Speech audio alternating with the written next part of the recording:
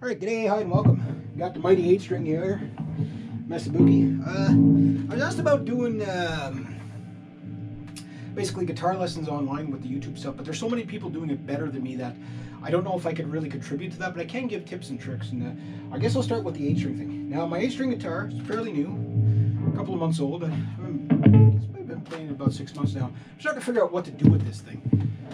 And there's a lot you can do. A lot of it involves a lot of chugging. But there's still some hurdles I got to get over. I'm not quite as fluent with it as I'd like to be. From basically the D string down, or up, I guess you'd say, I'm pretty good. I can seem to hit everything. But going from the D string up to like your regular solo strings, I find the guitar is weird in this area for me still. But not too bad, because a lot of riff stuff.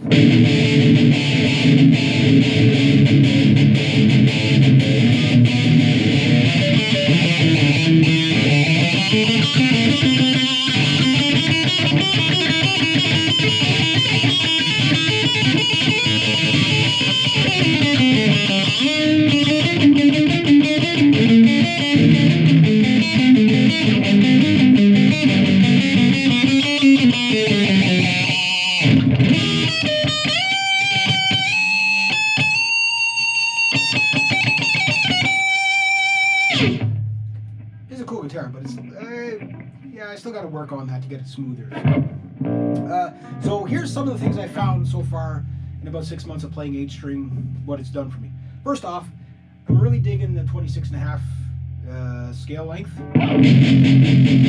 It's just, this isn't standard tuning, guys. If I play an E chord,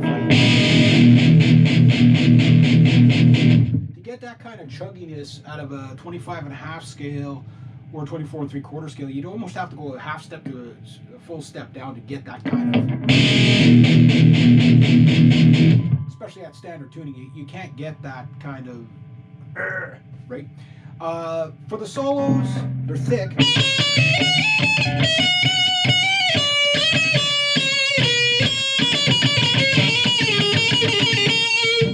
Sure, because of the 10 gauge strings, but they don't have the attack, I find, that your regular shorter scale length guitars have. I'm not saying the 8-string is going to replace the, you know, extended range guitars are going to replace the standard scale length Fender 25.5 or Gibson 24 3/4 scale guitars, which most guitars are probably 25.5. If you look at like Jacksons and Charvels and stuff, most of them are that.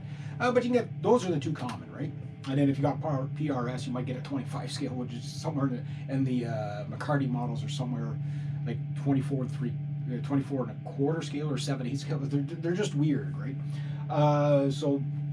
But for the most part, everybody's 25.5 scale or 24 3/4, which I have Gibsons that are 24 3/4, and I got my Jacksons that are 25.5, and this is 26.5. Love the guitar. Only issue I have is the darn toggle switch. I didn't get a great one, so my bridge pickup, I gotta smack it around to get it to go sometimes. Doesn't do it all the time, but sometimes these toggles, you get a good one, you get a bad one. I've never ditched the guitar because of that, or like the guitar, it just, my experience of having so many guitars over the years, the 3-way toggles are hit and miss. Either you get one that lasts for years and years and years, or it craps out, kind of like this one does. Which for live playing, I'd have to replace this before, just so I could rely on it. So that, he does that.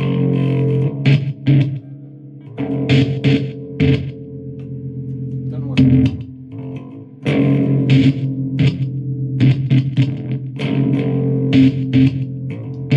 Sometimes it gets it, sometimes it doesn't. So you can't rely on that for live playing, which, you know, seems like once it's in the pocket there, it's okay. But so other things, the width of the neck doesn't seem to bug me that much, except for here. You know, like.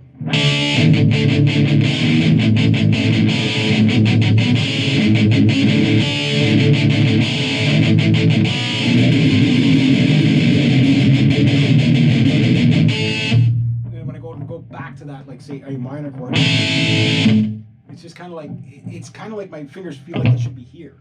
right in the middle of the guitar where I'd normally be playing an A minor chord. So my brain hasn't quite done it, but it's getting better. I'm not missing the chords as much. The other thing I find is if I want to do really long arpeggios,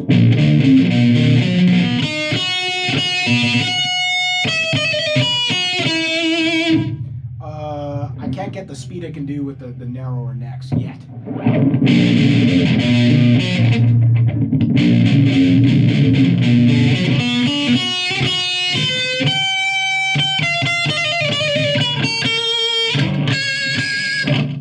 The other thing I find that's weird on it is it's not as easy to do or just harmonics as you with like the Gibson stuff is like crazy easy to do harmonics on because the scale's so short you can't miss. With this, it's either or you miss completely, right? So I find that a little bit getting used to. The other thing is bar chords. Here's a nice ninth chord for you.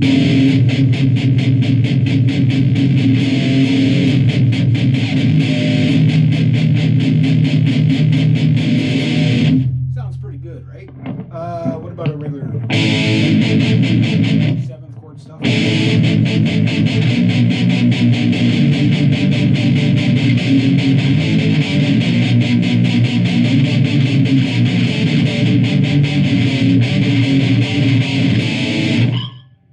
Problem.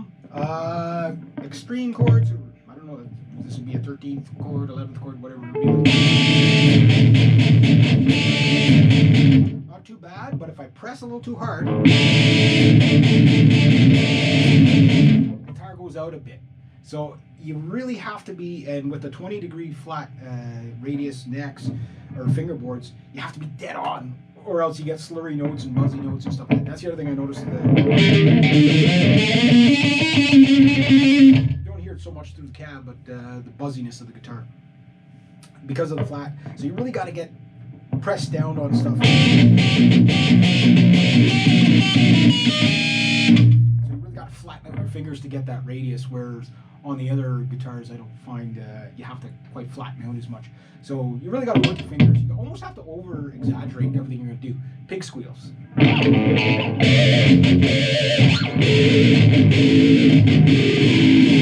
I'll say you got to pull the string off the guitar to get it, but if you only do like a light, because the string's so thick it doesn't really do a lot. I got a Jazz 5 pick here. This thing is like twice as thick as a penny. And it's already wearing down the tip of this. I've had this for almost a decade. But you try to get those pig squeals. You really got to get your finger in the right spot.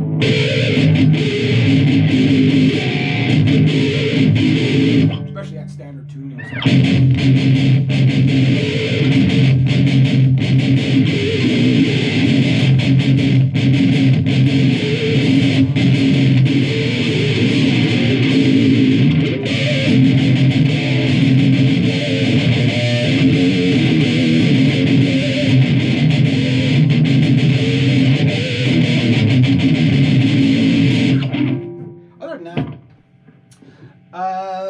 Very dark sounding guitar for sure. Mahogany body neck. Kind of heavy, but I'm used to heavy guitars anyway.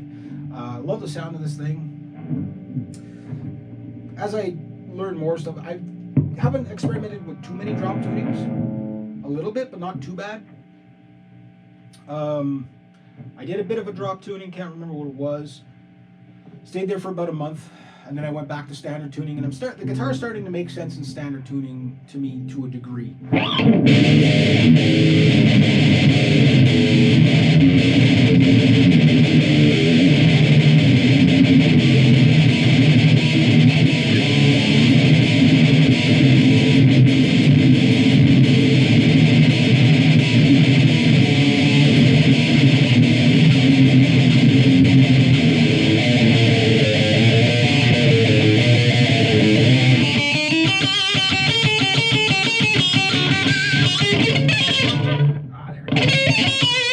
Hard to do sweeps on it.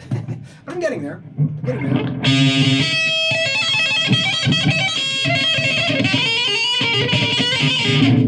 Tapping on this guitar is a little bit difficult too. Just thickness of the strings, but you can do it. But yeah, I am getting the hang of it anyway.